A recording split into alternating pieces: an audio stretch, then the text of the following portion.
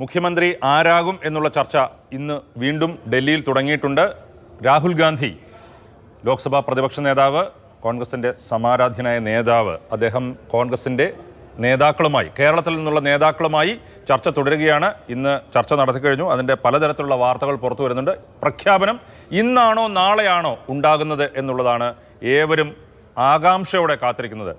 കഴിഞ്ഞ തിങ്കളാഴ്ചയാണ് ഫലം പുറത്തു വന്നത്. ഇന്നിപ്പോൾ തിങ്കളാഴ്ച കഴിഞ്ഞ് ഇന്ന് ചൊവ്വാഴ്ചയായിരിക്കുന്നു. ഇന്നാണോ നാളെയാണോ പ്രഖ്യാപനം ഉണ്ടാവുക? ഇന്ന് ഉണ്ടായാലും നാളെ ഉണ്ടായാലും ഇതിനോടകം തന്നെ ഡാമേജ് ഈസ് ഡൺ എന്നാണ് ഞാൻ വിചാരിക്കുന്നത്. കാരണം വലിയ തോതിൽ UDFന് വോട്ട് ചെയ്ത ജനങ്ങൾ അസ്വസ്ഥരാണ്. എന്തുകൊണ്ട് കേരളത്തിന് ഇത്രയായിട്ട് ഒരു മുഖ്യമന്ത്രി ഇല്ല? അത് ജനവിധിയോടുള്ള അവഹേളനമായി കാണുന്നു. മുസ്ലിം ലീഗിന്റെ പ്രതികരണം കേട്ടില്ലേ? മുസ്ലിം ലീഗ് നേതാക്കൾ പറയുന്നത് എന്താ? ഒന്ന് ആഘോഷിക്കാൻ കഴിയുന്നില്ല, പുറത്തിറങ്ങാൻ പറ്റുന്നില്ല. വാങ്ങിച്ച പടക്കമൊക്കെ നനഞ്ഞുപോയി എന്ന് പറയുന്ന മുസ്ലിം ലീഗ് നേതാക്കളെ കാണുന്നു. എന്തിന് പുറത്തിറങ്ങാൻ പറ്റാതെ ഇരിക്കുന്ന സമയത്ത് വീട്ടിൽ വരുന്ന ആളുകൾക്ക് പോലും ചോദിക്കാനുള്ളത് ഇതാണ് എന്ന് TV ഇബ്രാഹിമിനെ പോലെയുള്ള MLA-മാർ പറയാം. ഫോണിനകത്താണെങ്കിലും നാട്ടുകാർക്ക് ഇത് മാത്രമേ വിളിച്ച് ചോദിക്കാൻ ഉള്ളൂ എന്നുള്ളതാണ് MLA-മാർ പലതും പറയുന്നത്. അപ്പോൾ MLA-മാർക്ക് റോഡിലിറങ്ങാനോ നാട്ടിലിറങ്ങാനോ പറ്റാത്ത വിധത്തിൽ വോട്ട് ചെയ്ത ജനങ്ങൾ ചോദിക്കുകയാണ്. ഇത് എത്രയോ കാലത്തിന് ശേഷം UDFന് കിട്ടിയ ഒരു വലിയ ഗംഭീരമായ ജനവിധിയാണെന്ന് ഓർക്കണം. ആ ജനവിധിയോട് നീതി പുലർത്തിയോ? ആ ജനവിധിക്ക് കൃത്യമായ നിലയിൽ റെസ്പോൺസ് നൽകിയോ? ആ വോട്ട് ചെയ്ത ജനങ്ങളോട് ബഹുമാനം കാണിച്ചോ? തുടങ്ങിയ ചോദ്യങ്ങളൊക്കെ വരുന്ന ദിവസങ്ങളിൽ നിശ്ചയമായി ഉയരും. ഇനിയിപ്പോൾ നാളെയോ മറ്റന്നാളോ അല്ലെങ്കിൽ ഇന്നോ നാളെയോ ഒരു പ്രഖ്യാപനം ഉണ്ടായാലും ആ ചോദ്യം അവിടെ ഇപ്പോഴും വാലിഡ് ആണ്. ജയിപ്പിച്ച ജനങ്ങളെ ഇങ്ങനെ അവഹേളിക്കണമായിരുന്നു എന്ന ചോദ്യം അവിടെ ഉണ്ട്. കോൺഗ്രസിന് അധികാരം കിട്ടി, 102 സീറ്റുമായി അധികാരം കിട്ടി, UDFന് കിട്ടി. ഇത്രയും വൈകാൻ പാടുണ്ടായിരുന്നു രതീഷ്? ഒരിക്കലും. പക്ഷേ ഇന്ന് പ്രഖ്യാപനം ഉണ്ടാകുമെന്ന് ഞാൻ വിചാരിക്കുന്നു. ഇന്ന് രാത്രി പ്രഖ്യാപനത്തിലുള്ള സാധ്യതയുണ്ട്. കാരണം ACC പ്രസിഡന്റ് മല്ലികാർജ്ജുന ഖാർഗെ ഇപ്പോൾ ഡൽഹിയിൽ എത്തി എന്താണ് വിവരം, അല്ലെങ്കിൽ അല്പം സമയത്തിനകം എത്തുന്നു. ഇന്ന് രാത്രി ഒരു ആശയവിനിമയം ഉണ്ടാകും. ഇന്ന് രാത്രി പ്രഖ്യാപിക്കും എന്നാണ് കരുതുന്നത്, അല്ലെങ്കിൽ നാളേക്ക് ആ പ്രഖ്യാപനം നീണ്ടേക്കാം. പക്ഷേ നേരത്തെ അഭിലാഷ് പറഞ്ഞ പോയിന്റ് അത് വളരെ പ്രധാനമാണ്. നിയുക്ത MLA-മാരെ സംബന്ധിച്ചും കോൺഗ്രസ് നേതാക്കളെ സംബന്ധിച്ചും പ്രവർത്തകരെ സംബന്ധിച്ചുമെല്ലാം വലിയൊരു കൺഫ്യൂഷൻ ഉണ്ടായിട്ടുണ്ട്. ജനവിധിയോട് അതിൻ്റെ മാന്യതയിൽ പ്രതികരിക്കാൻ കഴിഞ്ഞില്ല എന്നത് തന്നെയാണ് കോൺഗ്രസിൻ്റെ സംസ്ഥാന തലത്തിലെ മുൻ KPC അധ്യക്ഷന്മാരടക്കമുള്ളവരുടെ നിലപാട്. അക്കാര്യത്തിൽ ഒരു സംശയവുമില്ല. കേരളത്തിൻ്റെ ചുമതലയുള്ള ജനറൽ സെക്രട്ടറി അവർ പറഞ്ഞത് 23-ാം തീയതി വരെ സമയമുണ്ടല്ലോ എന്നുള്ളതാണ് പറഞ്ഞത്. അത് സാങ്കേതികമാണ്. 23-ാം തീയതി വരെ സമയമുണ്ട്. ഭരണഘടനാപരമായി അത്രയും സമയമുണ്ട്. പക്ഷേ അങ്ങനെയല്ലോ. കേരളത്തിലെ ജനവിധി എന്നത് 72 സീറ്റിൻ്റെ ജനവിധി അല്ലല്ലോ. ഇത് 102 സീറ്റിൻ്റെ ജനവിധിയാണ്. കേരളത്തിലെ ജനങ്ങൾ വാഷ് ഔട്ട് ചെയ്ത് CPM-നെ ഒഴിവാക്കി പുതിയൊരു ഭരണത്തിലേക്ക് കോൺഗ്രസിനെ കൊണ്ടുവന്ന ജനവിധിയാണ്. കോൺഗ്രസിന് ഒറ്റയ്ക്ക് വലിയ സംഖ്യയിലേക്ക്, ഏറ്റവും വലിയ സംഖ്യയിലേക്ക് എത്താൻ കഴിഞ്ഞ ജനവിധിയാണ്. അവിടെ ഉണ്ടായിരുന്ന ഉത്തരവാദിത്തം ആ നിലയിൽ നിർവഹിക്കപ്പെടാൻ കഴിയാത്ത എന്ത് സാഹചര്യമായിരുന്നു ഉണ്ടായിരുന്നത് എന്നത് ആരാണ് മുഖ്യമന്ത്രി എന്ന തീരുമാനം വരുമ്പോൾ ഒരുപക്ഷെ കുറെ കൂടി വ്യക്തമാകും എന്നാണ് ഞാൻ വിചാരിക്കുന്നത്. ഇനി ഒരു പോയിന്റ് കൂടി പറയാം. ഇപ്പോൾ കഴിഞ്ഞ ദിവസം ഡൽഹിയിലേക്ക് രതീഷിനടുത്ത് എനിക്കൊരു പ്രധാനപ്പെട്ട ചോദ്യം ചോദിക്കാനുണ്ട്. ഇത് കഴിഞ്ഞിട്ട് വരാം. കഴിഞ്ഞ ദിവസം ഡൽഹിയിലേക്ക് 3 മുഖ്യമന്ത്രി പദത്തിലേക്ക് പരിഗണിക്കപ്പെടുന്ന 3 പേരെ വിളിപ്പിച്ചു. ഇപ്പോൾ VD സതീശനെ വിളിപ്പിച്ചു, രമേശ് ചെന്നിത്തല വിളിപ്പിച്ചു, ഡൽഹിയിൽ തന്നെ KC വേണുഗോപാലും ഉണ്ടായിരുന്നു. ഈ 3 പേരുമായി സംസാരിച്ചതിന് ശേഷം പുറത്തേക്ക് വന്ന ഒരു ഐക്യ ആഹ്വാനം നടത്തി. ഇനി ഫ്ലെക്സുകൾ പാടില്ല, പ്രകടനം പാടില്ല എന്നൊക്കെ പറഞ്ഞു. ഹൈക്കമാൻഡ് തീരുമാനം വിട്ടു എന്ന് KPC അധ്യക്ഷൻ സണ്ണി ജോസഫും പറഞ്ഞു. ഹൈക്കമാൻഡ് തീരുമാനം വിട്ടെങ്കിൽ എന്തുകൊണ്ട് ഹൈക്കമാൻഡിൻ്റെ ഭാഗത്തു നിന്ന് പിന്നീടുള്ള ദിവസങ്ങളിൽ തീരുമാനം ഉണ്ടായില്ല?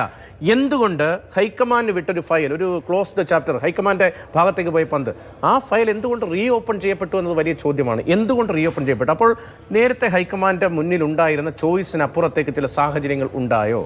അങ്ങനെ ഉണ്ടായിട്ടുണ്ട്. അല്ലെങ്കിൽ ആ ഫയൽ വീണ്ടും റീഓപ്പൺ ചെയ്യപ്പെടുകയും ഉണ്ടായില്ലെങ്കിൽ അങ്ങനെ എങ്ങനെയാണ് ഹൈക്കമാൻഡ് വിട്ട് ആ തീരുമാനം, ആ യോഗത്തിൻ്റെ തീരുമാനമായി എല്ലാ നേതാക്കളും കേരളത്തിൻ്റെ മധ്യത്തിലുള്ള ജനറൽ സെക്രട്ടറി അടക്കം പറഞ്ഞ് ഹൈക്കമാൻഡ് തീരുമാനിക്കും. ആ തീരുമാനത്തിൽ വിട്ടെങ്കിൽ ആ ഫയൽ എങ്ങനെ റീഓപ്പൺ ചെയ്യപ്പെടും?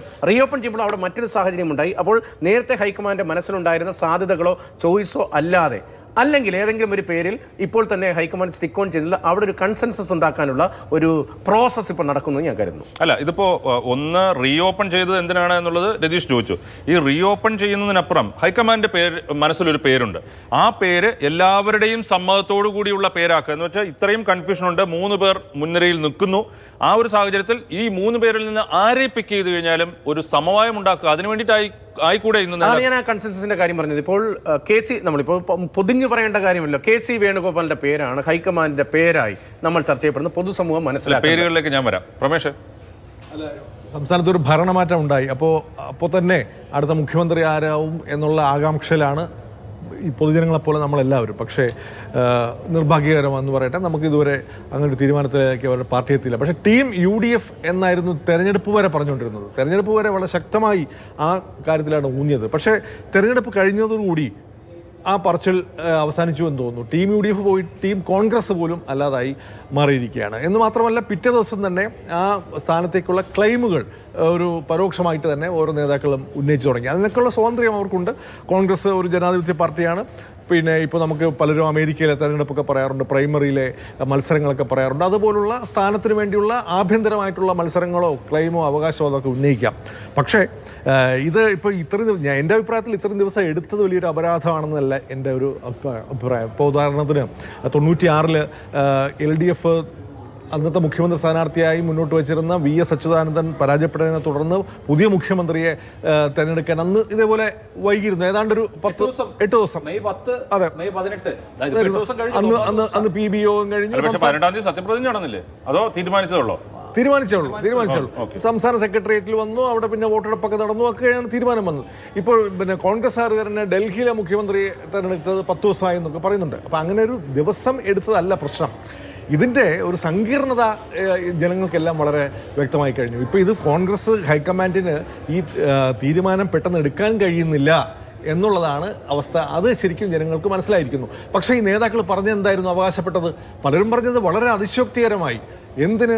തെരഞ്ഞെടുപ്പ് റിസൾട്ട് വരുന്നു, അത് കഴിഞ്ഞാൽ പിന്നെ മിനിറ്റുകൾക്കുള്ളിൽ 24 മണിക്കൂറിനുള്ളിൽ 2 മിനിറ്റിനുള്ളിൽ ഏതാണ് നമ്മുടെ കോൺഗ്രസ് നിയമസഭാ കക്ഷി യോഗം ചേർന്ന് കഴിഞ്ഞാൽ 2 മിനിറ്റിനുള്ളിൽ തീരുമാനിക്കാമെന്നായിരുന്നു PC വിശ്വനാഥ് പറഞ്ഞത്.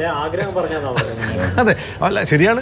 നിയമസഭാ കക്ഷി യോഗത്തിൽ ഒരു പ്രമേയം അവതരിപ്പിക്കുന്നു, ഇത് കോൺഗ്രസ് ഹൈക്കമാൻഡിന് വിടുന്നു, കോൺഗ്രസിലെ അഖിലേന്ത്യാ അധ്യക്ഷൻ തീരുമാനം വിടുന്നു എന്നുള്ള തീരുമാനം എടുക്കാൻ 2 മിനിറ്റേ വേണ്ടി വന്നുള്ളൂ. സത്യമാണ്, ഒരു വരി പ്രമേയം അവതരിപ്പിക്കാൻ. പക്ഷേ ആ പ്രോസസ്സ് ഇപ്പോഴും തീർന്നില്ല എന്നുള്ളത് വളരെ ഖേദകരമാണ്.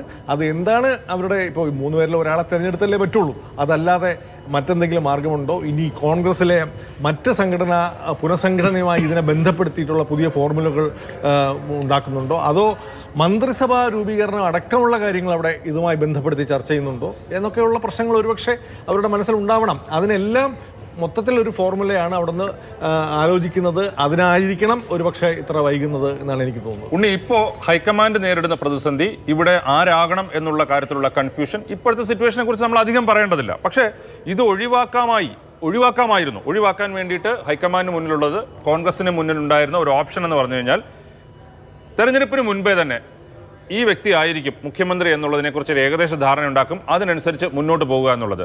അത് കോൺഗ്രസ് ഹൈക്കമാൻഡ് പലയിടത്തും ചെയ്യാത്തതിന് കാരണം എന്ന് പറയുന്നത്, അപ്പോൾ മറ്റു നേതാക്കൾ അസംതൃപ്തരാകും. അത് തെരഞ്ഞെടുപ്പ് ഘട്ടത്തിൽ വലിയ തിരിച്ചടി ഒരുപക്ഷെ ഉണ്ടാക്കും.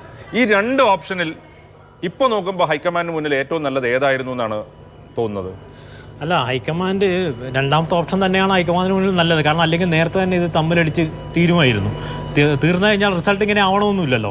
പക്ഷേ ഇത് ഇപ്പോഴത്തെ രണ്ടാമത്തെ ഓപ്ഷൻ നല്ലത് തന്നെയാണ്. പക്ഷേ ഈ തീരുമാനം കുറച്ചുകൂടി വേഗത്തിലാക്കാമായിരുന്നു എന്നുള്ളതാണ് ഒന്നാമത്തെ അഭിപ്രായം. ഇപ്പോൾ തന്നെ ഈ റീ ഓപ്പൺ ചെയ്തു എന്ന് നേരത്തെ പറഞ്ഞു. പക്ഷേ എനിക്കിപ്പോഴും സംശയമുണ്ട്, അത് റീ ഓപ്പൺ ചെയ്തത് തന്നെയാണോ അല്ല ഹൈക്കമാൻഡിൻ്റെ മനസ്സിലൊരു തീരുമാനമുണ്ട് എന്ന് ഞാൻ വിചാരിക്കുന്നു. ആ മനസ്സിലുള്ള തീരുമാനം വന്നു കഴിഞ്ഞാൽ ഇവിടെ ഉണ്ടാകാവുന്ന പ്രത്യാഘാതങ്ങൾ അത് പരമാവധി കുറയ്ക്കാനുള്ള ശ്രമങ്ങൾ ഇപ്പോൾ തന്നെ നടത്തുക.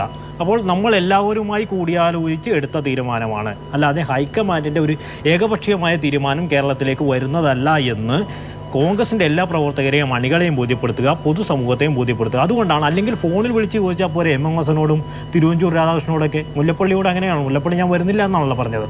അപ്പോൾ ഇവർ അവിടെ തന്നെ എത്തണമെന്നത് ഹൈക്കമാൻഡിൻ്റെ ആവശ്യമാണ്. അത് കൊടുക്കുന്ന സന്ദേശം എല്ലാവരുമായി കൂടിയാലോചന. അതിനകത്തൊരു കാര്യമുണ്ട്. ഇപ്പോൾ ഫോണിൽ വിളിച്ച് സംസാരിച്ചു കഴിഞ്ഞാൽ ഇത്തരത്തിലൊരു ആശയവിനിമയം നടക്കുന്നതായിട്ട്, സമവായം ഉണ്ടാക്കാൻ വേണ്ടി ശ്രമിക്കുന്നതായിട്ട് കോൺഗ്രസ് അണികൾക്കോ സാധാരണക്കാർക്കോ ബോധ്യമാവില്ല.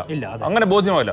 പക്ഷേ ഇതിപ്പോ നോക്കൂ, നമ്മുടെ കൺമുന്നിൽ നേതാക്കൾ ഓരോരുത്തരായി അങ്ങോട്ട് പോകുന്നു. നേതാക്കൾ പോകുന്നതിന് മുമ്പ് പ്രതികരിക്കുന്നു, അവിടെ ചെന്നതിന് ശേഷം പ്രതികരിക്കുന്നു, ഇറങ്ങി വരുമ്പോൾ പ്രതികരിക്കുന്നു. അപ്പോൾ അത് ഇങ്ങനൊരു സമവായം ചർച്ച നടക്കുന്നു. അങ്ങനെ സമവായത്തിന് വേണ്ടിയിട്ട് കോൺഗ്രസ് ഹൈക്കമാൻഡ് ഒരു ശ്രമം നടത്തി എന്നുള്ളത് ആളുകളുടെ കൺമുന്നിൽ കാണുക. അത് തന്നെയാണ് ലക്ഷ്യം. കാരണം എന്താണെന്ന് പറഞ്ഞാൽ ഈ ഇറങ്ങി വന്ന ശേഷമുള്ള നേതാക്കളുടെ മുഖഭാവങ്ങളൊക്കെ നോക്കുക. അത്ര വലിയ ഞാൻ പറഞ്ഞതൊക്കെ പറയാൻ ഉദ്ദേശിച്ചതൊക്കെ പറഞ്ഞു എന്ന് അവർ പറയുമ്പോഴും അതിനുശേഷം പുറത്തു വരുന്ന വാർത്തകൾ എന്താണ്? പ്രത്യേകിച്ച് ആരാകണം മുഖ്യമന്ത്രി എന്ന ചോദ്യങ്ങളൊന്നും ഈ നേതാക്കളോട് ഇത് ചോദിച്ചതായി ഇതുവരെ വന്ന വാർത്തകളിലില്ല. രാഹുൽ ഗാന്ധി ചോദിച്ചത് എന്താണ് അവിടുത്തെ സാഹചര്യം, എങ്ങനെയാണ് ഈ പ്രകടനങ്ങളൊക്കെ ഉണ്ടായത്, ഈ സാമൂഹ്യ മാധ്യമങ്ങളിലെ ക്യാമ്പയിൻ എങ്ങനെയാണ്, നമ്മളവിടെ എന്തൊക്കെയാണ് പ്രശ്നങ്ങൾ അഭിമുഖീകരിക്കുന്നത് തുടങ്ങിയ കാര്യങ്ങളാണ്. ഇവിടുത്തെ കോൺഗ്രസിൻ്റെ സാഹചര്യങ്ങളും രാഷ്ട്രീയ സാഹചര്യങ്ങളുമാണ് രാഹുൽ ഗാന്ധി ചോദിച്ചതായി ഇതുവരെ വന്ന വാർത്തകളിലുള്ളത്. അല്ലാതെ നിങ്ങളുടെ ഓപ്ഷൻ എന്താണ് എന്ന് അദ്ദേഹം ചോദിച്ചതായി ഇതുവരെ വന്ന വാർത്തകളിലില്ല.